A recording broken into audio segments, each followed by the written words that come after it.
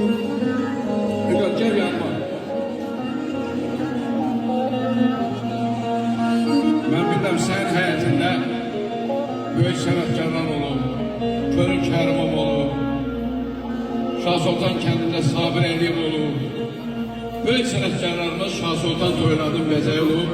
Bugün də güzel məclisimizdə bir kiçik de olsa bir muğam parçası işte ardımca daha güzel mahnılar səsləndirir.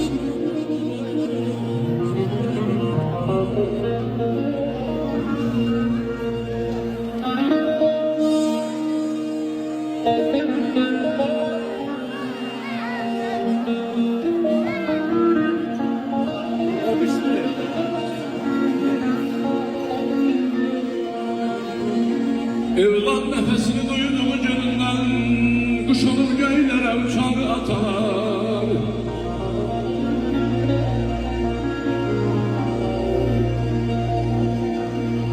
Evlat nefesini duyduğu gününden kuş olur göylere uçar atalar, uçar atalar. Bir derdi yüzalar sevincimin aman aman aman hepimiz.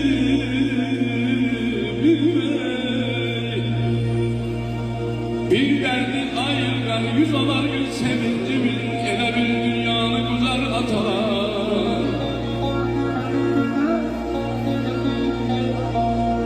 Kalanan ocağa ya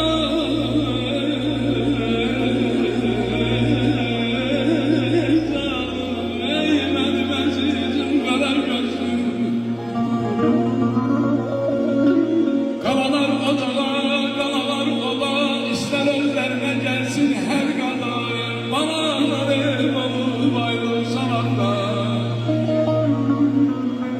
Oğalar ev olup ayrılsalar da onları görmeye kaçar atalar, kaçar atalar. Kaybolaktırca kiredeler,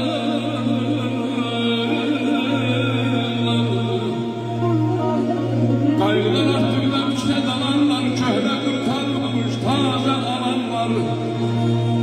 Ar şahit gözleri az kalır, susuz kalanlar, koymazlar bananı, naçar atalar, naçar atalar.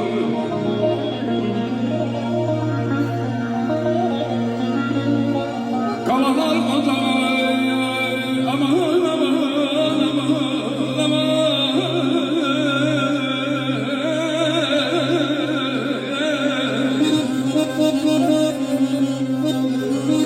Her bir evladı şeref, şöhret ile şan atadır. Başatan gelmetlere vay vay vay vay. Başatanın gelmetlere Tehter Süleyman atadır. Ağına hürmetin saklayla aman aman aman aman aman aman aman.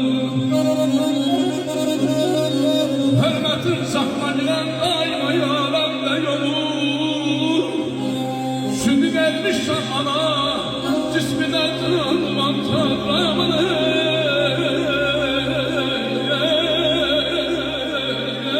Bakira ey bakira ben yer vardır atalım.